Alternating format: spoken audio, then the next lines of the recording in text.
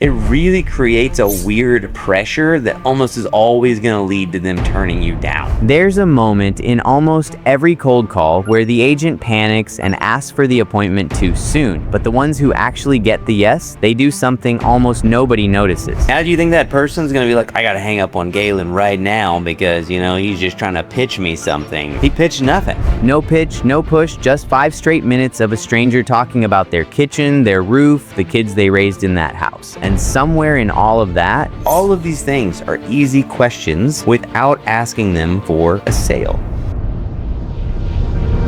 3 biggest mistakes. Talking too much. What percentage of the time should you be talking versus listening on a phone call like this? I'd say talking as little as possible, because if we're asking questions, then we're letting them open up. I would say realistically, when you look at most sales calls and we look back at our recordings, our best recorded calls are typically about 40% talking, 60% listening. Just because a lot of times you are still doing the advising, you are still giving guidance and things like that in the conversation. But, the beginning, you really want to start off with way more upfront questions and letting them talk, right? The second part we just talked about, sounding rehearsed. They can hear when you're reciting a script. And again, it may win over some people because you may learn how to talk your way, talk people into a corner, but it's not the way to, I think, keep them engaged long term, right? Maybe you win the first call, but then what does it go like when you actually meet these people to show them a house? What happens when you actually get into real life with them? Are you still looking for a script, or are you going to learn how to just have a real human conversation? And then the mistake number 3 is rushing into an appointment. We see this a lot within role play. People ask just a handful of questions and then they're like, hey, it's time to set up this appointment. But they haven't really offered any true value. They haven't really done anything that's moved the call more than any other realtor that's calling them. I'll see the same thing when they try to set up an appointment with the lender really, really fast, which you'll see sometimes. A lot of times you've done no advising and you've talked to them for 2 minutes and then you're like, hey, I'm going to put you on the phone with my lender. Most of the time they're like, I don't even know if I'm going to talk to you again. Why am I going to now go talk to your mortgage lender? So if you ask for the meeting in that first 60 seconds, or even the first probably 2 to 3 minutes, it really creates a weird pressure that almost is always going to lead to them turning you down. So you want to make sure you got enough questions to push forward so that you can get to a point where they are now okay with you asking for that appointment. So here's some opening scripts by lead type. That's what I said. There's no one size fits all. You need to be able to tailor your first words depending on who you're talking about. Like a sphere contact, you can call a sphere contact if it's somebody that you've known for a long time, if it's somebody that has been a past client, it's somebody you've been talking to for months or years, maybe you sold them a house. Hey Mike, it's Jared, it's been a while. I was just thinking about you. How have you been? Is that okay if I know the person? Sure. Would I do this to a cold internet lead? No, it would be really weird and awkward and people would be like, I don't know, who are you? What do you want? Like, why are you asking me how I'm doing? My dog just died. Why are you calling me? For somebody that's in our sphere, it's fine. Sometimes we need to just make that call and it needs to not be a sales call. It needs to just say, hey, this is Wendy. It's been a while since we talked. I just wanted to follow up and just see what's new in your life. How you doing? Maybe you don't even tell them you're in real estate before the end of the call. You're just touching base with people. Hopefully what will happen is if they are a true friend or a true sphere of influence, they're going to turn back on you and say, hey, how are you doing? And then you're going to be able to say, this is what I'm getting into. This is what I've been working on. This is what we've been doing. But all you're trying to do is rekindle the relationship. Home value lead. Hey, this is Jared. I noticed you were checking out your home's value online. I had a quick question for you. What's a good question to ask now? You see, I didn't put the next script piece because I don't want you guys to be scripted. I want you to think about this. So what's a good question? Hey, Sarah, this is Jared. I noticed you were checking out your home's value online. I had a quick question for you. What would you ask? How long have you owned your home? It's good. Yeah, I like that. Are they looking to buy or sell? Yeah, well, they're looking at a home value. So, I mean, for me, if I'm looking at something like that, we use Fellow. Fellow is something where they get automated home value updates. So they're getting them and you can see them flagged. You can see that they read it. You can see that they inquired about it. I think this is a good opportunity to say, hey, Sarah, this is Jared. I noticed you were checking out your home's value online. I had a quick question for you. Were you looking at possibly selling that house or were you just looking to possibly refinance? Or maybe you were just checking to see how much equity you have. You see how that's open-ended? It's not, are you looking to sell? No, I'm not asking if you're looking to sell. I'm looking, did you need help refinancing? Do you need help selling? Or were you just looking to see what kind of equity you're sitting on? These are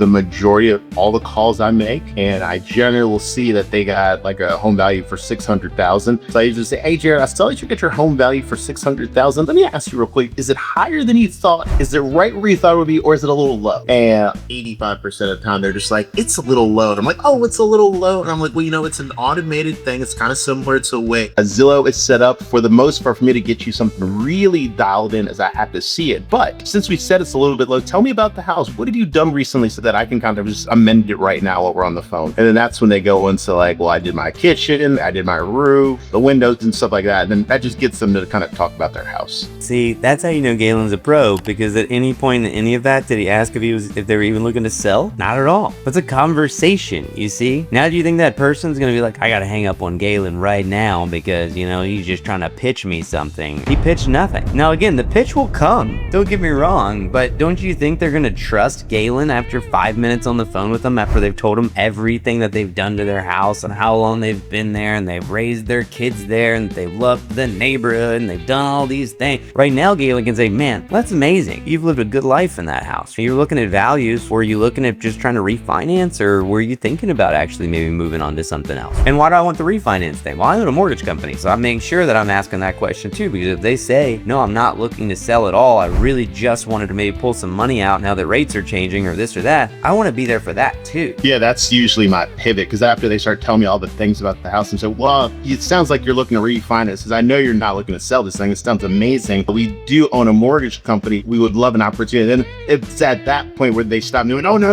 I'm not looking to refinance. We're actually looking to get out of here. I'm like, oh, really? Oh, okay. I'm glad you said something, because I was just thinking. And then that's what I move on to. Well, hey, look, I'm going to be in your neighborhood this Thursday. And that's when I kind of go through that part. There you go. Circle prospecting and open house leads. Open house. Hey, John, this is Jared. We met at the open house this weekend. I'm curious. What did you think of the home, right? Not do you want to buy the home? Is it likely that they want to buy the home? Probably not, because if they did, they probably would have looked at it when you were in the house and been like, man, we would love to write a contract on this home. What do we have to do to get this home? So this is just a curiosity question. Hey, we're just getting some feedback from the people that came through. What'd you think about it? What'd you think about my listing? Well, you know, we just thought maybe the living room was a little small. We like a little bit of an open floor plan. We'd love maybe a fenced-in backyard. Oh, really? Well, you know, that's some good data. Has anybody set you up on a search yet to kind of show you some of those houses, right? Because it sounds like this one isn't the one for you. What are you doing? I'm just curious, right? What are you doing moving forward? Now that you realize that house isn't the one for you, what are your next steps? What is your timeline? Tell me a little bit more about that. You see how you're just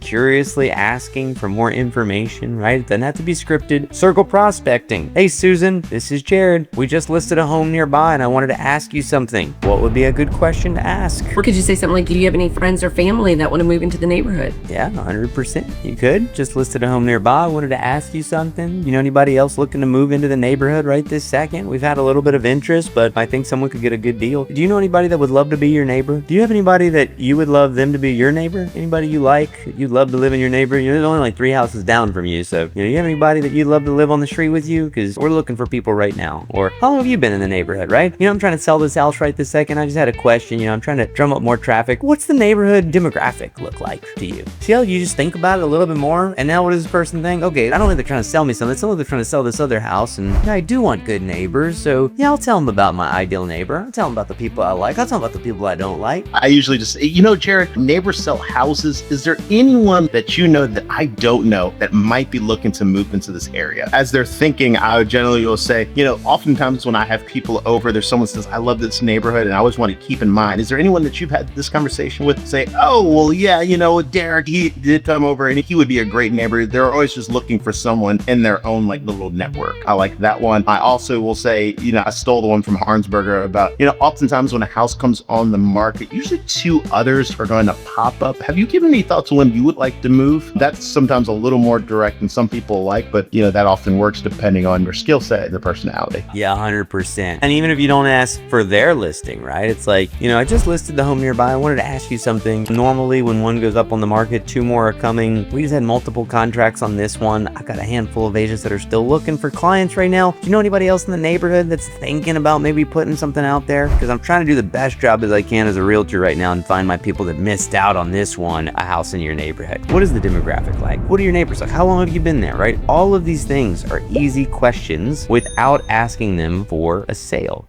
Thank you so much for tuning in to one of our weekly training calls. Obviously, you caught the recorded session, but if you're interested in catching any of our live sessions that we do them typically on Mondays. I'm going to put the link below. So if you want to join any of our trainings live so you can participate, so you can comment, ask questions, feel free to come. This is for our EXP group that we have here, our Omega group of agents, but it's open to anybody that wants to join, really. So if you're looking for coaching, if you're looking for training, feel free to hit that link below, and we'll see you on one of our live calls.